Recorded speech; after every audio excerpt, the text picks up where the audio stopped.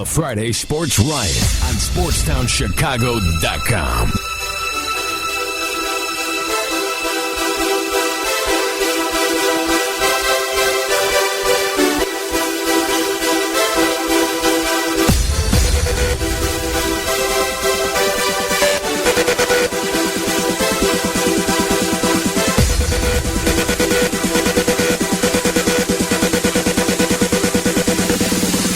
What's up? This is the Friday Sports Riot on SportsTownChicago.com. I'm Ryan Hoppy. And I'm Ryan Stupprich. Call the show, 630-403-5200. It's 630-403-5200. And let's get the show going. On the phone line from ABC7, you can watch them on the weekend newscast. Rafer Weigel is on the show. What's up, Rafer? Hey, guys, and you guys can watch me live at 5 and 6 from St. Louis tonight for my Hawks and Blues report coming up momentarily. How are you guys doing? We are doing good. So how has everything been down in St. Louis as the series is tied 2-2? Well, Ken Hitchcock, the coach of the Blues, said today it's not an elimination game, but it really pretty much is. I mean, you got to believe whoever wins this game tonight is going to win the series. The Blackhawks have to win, obviously, one of the games here in St. Louis, something they haven't been able to do yet this season. The Blues are a much better team on their home ice, but you have to see, you kind of get the sense that, the Blues are going to be in their head a little bit. I mean, remember what happened to them last year? They went up 2-0 on the Kings, and then the Kings won 4 straight. Right. They know if they don't win tonight, then as my photographer Dwight Payne says, it ain't over but the crying. The Blackhawks can close it out on their home ice. So I think the series is going to be decided in tonight's game. And the Blackhawks found themselves down 0-2, but made a great comeback and are now tied 2-2. And what have they done right to dig themselves out of that hole? Well, they've scored. I mean, first of all, Game 3, Corey Crawford had his best game of the series, if not the entire season. He didn't have a very good game, though, in Game 4, yet they still came out and won, because Brian Bickle got on the scoring sheet. So, Corey Crawford is really going to be the X factor tonight. What kind of game will he have?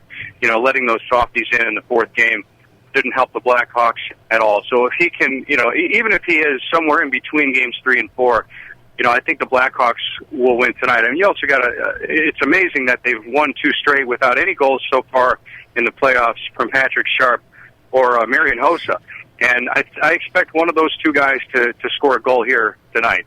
Now, with Kane's overtime goal, does that help his legacy as one of the all-time greats? Like, is he making a case for that? Well, he is, but you have to consider what the outcome of this series could dictate that a little bit. I mean, he hits that overtime goal, but if the Blues go on to win the series, we won't remember that overtime goal necessarily. If the Hawks can pull this off and win this thing in 6 or 7 games, then I think absolutely you have to put it in there, because he's had some incredible overtime winners, including the one that won the Stanley Cup back in 2010. And now the Hawks, the St. Louis Blues have been able to score late goals in games 1 and 2 at least to force the games into overtime. What can the Hawks do to not have that happen again, like it did in games 1 and 2? They can't take their foot off the accelerator. The Blues, to their credit, play whistle to whistle, and it's almost. And as a matter of fact, I think almost every win, the Blues have won every game here at Scottrade Center, and I want to say almost every one of them has come in with game winners in late periods. It's what they do very, very well. They don't start to they don't pull back when they see the clock winding down. The Hawks have done that a couple of times. They've sort of gone and they've started to play a little bit on their heels, and they know that they've got to continue to attack to the end of the period. I mean, it's you guys have probably experienced it when you watch these games. Like in Game 4 when they had that lead, you're just watching the clock. It just please end, just end. Exactly. So.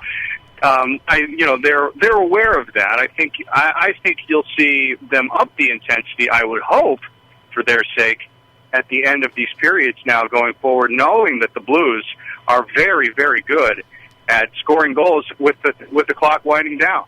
What do you think is going on with the Blackhawks? Like, why don't they play until the clock ends? Like, what is it with this lazy type of hockey? I don't know that that's necessarily fair. I don't think it's lazy type of hockey. I think the Blues are just a good team. The Hawks are playing hard. I don't really think it's like they just dial it in and necessarily disappear. But, The Corey Crawford goal in Game 3 or Game 4 rather to tie it up, and that was a soft goal. So maybe that was a focus thing on his part. But I would be lying if I could tell you what was going on in their head at the time, and they probably don't even know what was going on in their head at the time, because it's such a quick game, it's such a fast game. But they do know that they have to be better in those final seconds. So, you look at this game and you think, well, look, they haven't beaten the Blues on their home ice, but they seem like a team that has got a lot of confidence. When you can get behind like you did in Game 4, give up those soft goals, yet still come back and win in overtime, that does a lot for your confidence. Mm-hmm. I do think the Hawks were maybe guilty of overconfidence in Games 1 and 2. There was almost a cockiness about them that they just really felt, we've been here before, we know what to do. But the Blues are very, very hungry. They remind me of the Hawks, from last season. They really, really want this championship. So it's not going to come easy for the Blackhawks. They're learning that. They figured that out. I think Game 5 tonight, they take the victory and then eventually take the series in 6. And I hope so, too. And Christopher Stieg hasn't really done much this series. Do you think he'll get involved more as the playoffs roll on? Well, he's got 2 helpers. Steger is he's playing hard. He's gotten 2 assists right now. At the end of the day, the Blackhawks have enough guys that can get on the score sheet. It's about puck movement. So, he's always been very, very good. He's one of my personal favorites because he's always there for us when we go into the dressing room to talk to us. He never shies away from it. I love the Stiegelmore haircut on top of that. So, Stieg, let me check the stat sheet here. He's at 0 as far as the plus-minus ratio. So, but his penalty minutes, he's got a few, so he's got 4 there. So he's got to probably play a little bit more discipline, and he knows that. We talked about that with him earlier today. So we got to play smarter. We got to play smarter. They know they can get under his skin. They give him a few hits, and he makes undisciplined plays, and Andrew Shaw does too. So those 2 guys have got to watch. The Blackhawks need to stay out of the penalty box. The team with the least amount of penalty minutes, I think, will win tonight's game. It was not the case in Game 4. The Hawks had twice as many penalty minutes as the Blues, and yet they still won the game. Now, moving on to the Bulls, they are down 2-0 to the Wizards. What do they need to do to get back in this series? Oh man, you know what? If I knew that, I would probably add a 0 to my paycheck. They need a score. People are railing Tom Thibodeau, saying they're gassed. He's been playing too many minutes. I'm one of the few. I don't think that's fair. The amount of minutes that Joakim Noah and Jimmy Butler and these guys are playing are very comparable to the minutes that Scotty and Michael were playing once the playoffs come around. You shorten your bench, you shorten your rotation in the playoffs. So at the end of the day, the Bulls just don't have a score, and I think that the fact that they've gotten this far, when DJ Augustine is leading you in scoring, when this guy was averaging 9 points a game before he came to the Bulls, that's incredible. Think about how good this team would be if they still had Luol Deng, if they still had Derrick Rose. What they're doing with the group that they have, look, I know you can't be satisfied with mediocrity, and at the end of the day, we all want a championship in Chicago. But this team has overachieved above its talent level. And let's be honest. And you got to give Tom Thibodeau credit for that. So at the end of the day, I just don't think they have the talent to get it done. I am surprised that they're down as they are to the Wizards. I did think that they would be able to win this series at least. They still could. Tom Thibodeau's teams have done stranger things. But it just doesn't look good for the Bulls right now. Now, Rafer, I want to get your take on this. After the great year that Noah had, why is he having so much trouble against Nene? Well, why is he having... you know what? Nene's a great player. Nene's a versatile player. Nene's one of those guys who's got that rare combination of size, but yet can hit that outside jumper. He's fast. And, he was hurt for a lot of the year. So, now he's healthy. Now he's coming back strong. So, I don't have the stats in front of me. I just think that, they're asking him to play him straight up, and very few people can play this guy straight up. So, I'm going to give Noah a pass. I don't know what else. Other than he should probably be getting some help, from the 4 spot, perhaps. But, I know Noah's not pleased with how he's been playing against Nene. So I think, tonight he was pretty fired up. I heard Jim Rose tell me that he actually yelled at one of the court managers for trying to get him off the court to let the Wizards come out and play. Noah plays best when he's got a chip on his shoulder, and he's got a chip on his shoulder. I would expect him to have a much better game tonight. Do you think that the Bulls should get a second superstar, or do you think that that's what they need to sort of have them go over the hump and be a competitor along with Indiana and Miami? They need one superstar at this point. They don't even have that. Right. I mean, that's what people need to remember. They have no star, no superstar. They don't have any. And at the playoffs, look, you guys know how it is. You know, your time winding down, you need to have a go-to guy. You need to have a guy who can beat a guy one-on-one off the dribble. The Bulls play a team game. In the playoffs, if you have time to scout them and you're not playing a back-to-back like you do in the regular season, it's going to be easier to take them out of that team game and out of that high pick and roll. So, you know what? They need anybody. If you're Carmelo Anthony, I got to think you're looking at this team and thinking, what a great opportunity for me. Look at all these guys. Look what this guy is doing with this group of, I don't want to say ragtag, but, you know, Joakim Noah is a star, but he wasn't really a star until this year. Let's be honest. He is now. You look at this lineup, you think, all right, I can be the difference maker. I can be the man on a team that's playoff bound. But everything I'm hearing is that more than likely Melo will end up in LA playing with Kobe, provided Kobe is healthy. But you know, that's a ways away. And now, if the Bulls don't beat the Wizards, do you see any immediate moves that the Bulls should make during the offseason to improve their team? Well, I think Boozer is going to be amnestied. I think I think this is the year that they can do it. Is that? I think that's the case. Yeah. So. And they have, you know, they got some draft picks. They got the Bobcats draft pick, which has been lottery protected for a while. Now the Bobcats made the playoffs. They get to use that. So, you know, they'll try to stock the talent with some young guys. And but you know, Gar Forman and John Paxson, they've been making a lot of moves every off season. So, but the biggest move will be the fact that Derrick Rose should be coming back, and that's bigger than any off season trade or signing that you can make. If Boozer were to leave the Bulls this year, what would be your take on the Boozer era in Chicago? I think Boozer's got a bad rap because of his price tag. I think if Carlos Boozer was making $5 or $6 million a year, everybody would think, oh, hey, it's great. You got this guy who can give you 3 quarters and score 12, 13 points a game and get you 6 rebounds. But the problem is he's making so much money.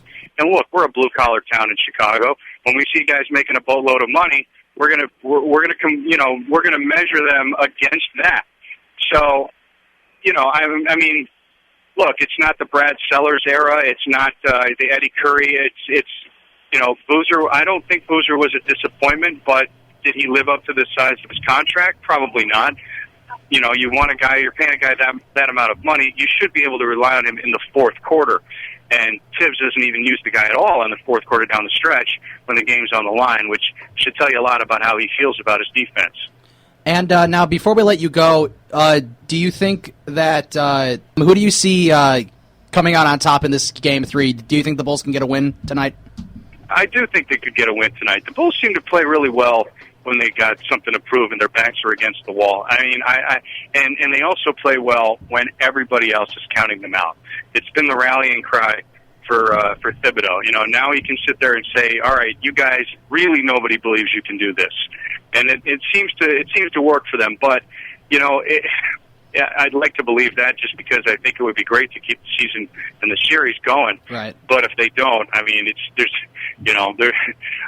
no great secret. Then you can pretty much put a fork in them if they can't win tonight.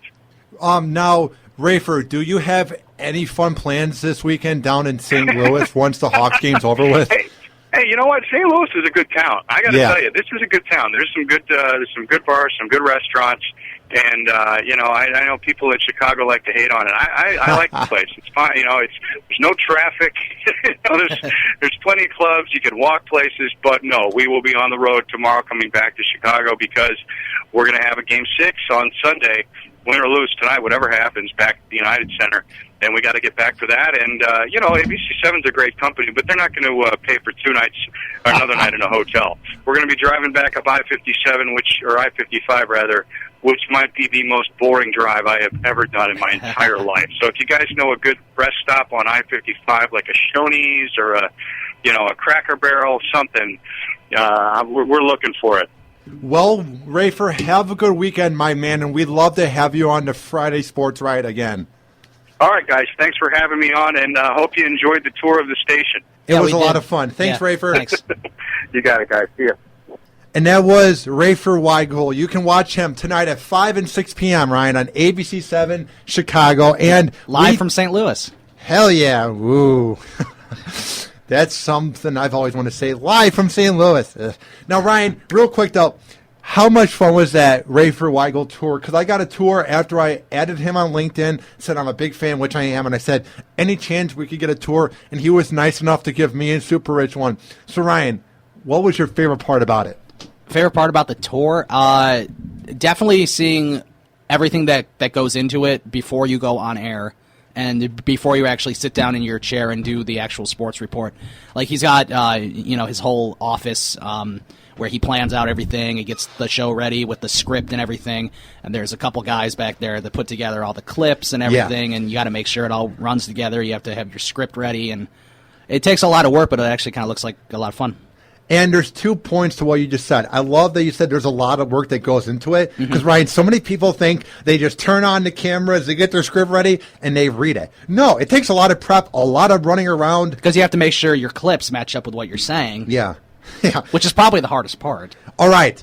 Call the show and tell us what you thought about everything Rafer Weigel, Ryan, from ABC 7 said. What's the number to call? If you want to call, you can call 630-403-5200, 630-403-5200. And if they want to tweet at you and give them your opinion on everything that has happened on the Friday Sports Riot, what's your Twitter handle? At Ryan Stuprich, STUPRSCH. And I'm at Hoppy Radio 893. We will be right back on the Friday Sports Riot. We're going to come back, catch up on breaks, and at 4:30 from 670 The Score, Herb Lawrence will be on the show to break down Chicago sports. We will be right back. Hang on.